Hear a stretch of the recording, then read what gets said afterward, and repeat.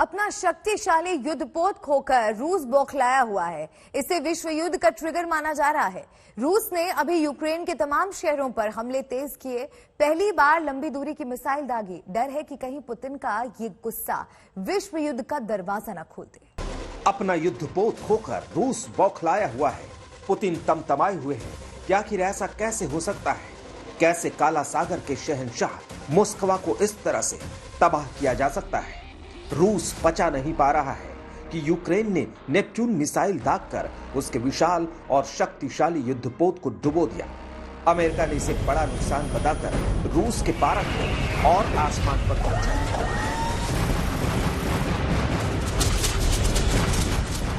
Moscow का नाम रूस की राजधानी मॉस्को के नाम पर रखा गया था।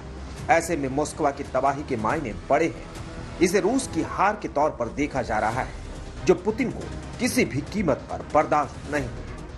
पुतिन आगे क्या करेंगे, ये सोचकर दुनिया सहमी हुई है। युद्धपोत गंवाने के बाद पुतिन ने कीव पर हमले तेज कर दिए। पहली बार लंबी दूरी की मिसाइल का इस्तेमाल किया गया, जो पोर्ट सिटी मारिउपोल पर दागी गई। अब डर है कि बदला लेने के लिए रूस एटमी हथियार न चला दे। अगर ऐसा हुआ तो विश्व युद्ध का शंखनाद होगा। रूस की तरफ से जो मिसाइल हमले हैं वो न केवल मिलिट्री फैसिलिटीज पर हो रहे हैं, जैसे मिसाइल बनने वाली फैक्ट्री हो या फिर जहां पर T-80 टैंक बनते हैं उन टैंक्स की फैक्ट्रीज पर हमला हो रहा है, बल्कि जहां पर ईंधन रखा हुआ है, जिन रास्तों से ईंधन आता है उस पर लगातार हमले हो रहे हैं। रूस की मंशा साफ है कि यूक्रेन बहुत ज्यादा समय तक युद्ध करने में सक्षम न रहे। खतरा तो अब लगातार बढ़ता जा रहा है। परमाणु युद्ध की ओर भी अब यह खतरा बढ़ रहा है। अमेरिकी खुफिया एजेंसी CIA ने रूसी बौखलाहट और हताशा को एटमी जंग से जोड़कर देखा है। CIA चीफ बर्न्स ने तो यहां तक कह दिया है कि रूस एटमी जंग छेड़ सकता है। यूक्रेन के राष्ट्रपति ज़ेलेंस्की को भी यही डर सता रहा है।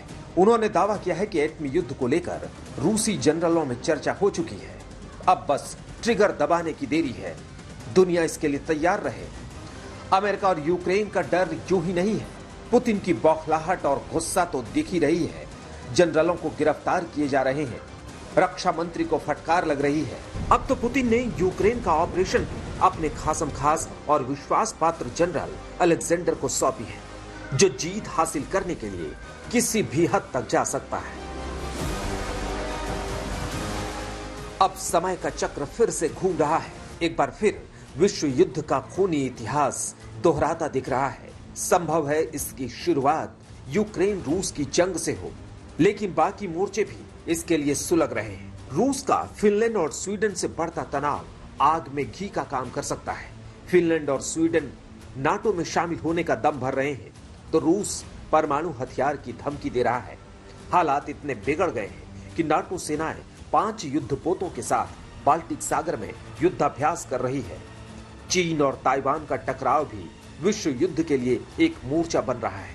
चीन ताइवान पर कब्जे के लिए आमादा है। हाल ही में चीन कई बार ताइवान की हवाई सीमाओं का उल्लंघन कर चुका है। यानी मंच तैयार है, बस विश्व युद्ध के लिए ट्रिगर का इंतजार है। डर है कि कहीं मॉस्को युद्धपोत ही वर्ल्ड वॉर का बहाना ना बन जाए। कीव से गौरव सावंत और राजेश पवार के साथ गीता मोहन, दोनेत्स्क, आज तक।